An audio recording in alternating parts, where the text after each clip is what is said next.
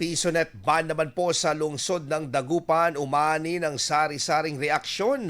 Pero Mayor Belen Fernandez nanindigan para sa detalye ng balitang yan. Kasama natin Idol Kate Dispo.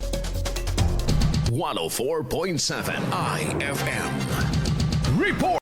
Matatanda ang naglabas si Dagupan City Mayor Belen Fernandez ng City Ordinance No. 238C of 2026 na nag-uutos ng pagsasara sa lahat ng mga piso establishments sa lungsod. Ayon sa ulat, may ilang may-ari ng PisoNet na nagsabing hindi na sila aapila at susunod na lamang sa ipinatutupad na ordinansa. Ayon kay Mayor Fernandez, pangunahing layunin ng ordinansa ang pangalagaan ng kapakanan ng mga bata, lalo na ang mga menor de edad. Anya, nakatanggap ang kanilang tanggapan ng mga reklamo mula sa mga magulang at guro na madalas umanong gabi-gabi nang umuwi ang ilang mga kabataan dahil sa paglalaro sa PisoNet. Dagdag pa niya, isa rin sa mga naging batayan ng kanilang desisyon ang nangyaring insidente sa Tacloban. Gayunman, hindi nakaligtas sa batiko sa social media ang alkalde. Maraming netizen ang nagpahayag ng hindi pagsang-ayon sa ipinatutupad na pagsasara. Ayon sa kanila, hindi naman umano dapat isara ang lahat ng PisoNet, bagkus ay magpatupad na lamang ng curfew hours para sa mga menor de edad at bigyan ng konsiderasyon ang mga sumusunod sa mga alituntunin. Sa panayam ng IFM News kay Mayor Belen Fernandez,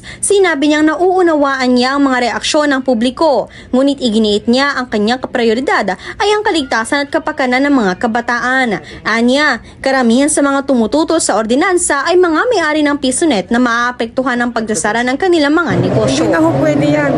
Kahit na mag-bus sila, wala ho tayong pakialam kasi ang importante pa rin ho, mga bata ng Dagupan, ayaw kong lumaki po sila na in the future magiging mga kabataan, magiging adult na nakasabit ang utak nila sa PisoNet. Sa kasalukuyan, sinabi ni Mayor Fernandez na magpapatuloy ang pagpapatupad ng ordinansa at ang inspeksyon sa iba't ibang lugar sa lungsod hanggang sa tuluyang maisara ang lahat ng PisoNet establishment. Layunin umano nitong maiwasan ang posibilidad na maulit ang mga insidenteng may kinalaman sa labis na paglalaro ng mga kabataan.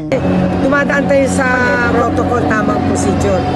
As of report last week, mahigit 80 na ang nabigyan ng notice. Sa ngayon, baka nasa plus yung mga nagsara, baka mag-50%. Kasama mo mula rito sa IFM Dagupan, ako si Idol Kate Dispo. Tatak, IFM. IFM News. IFM News. IFM News.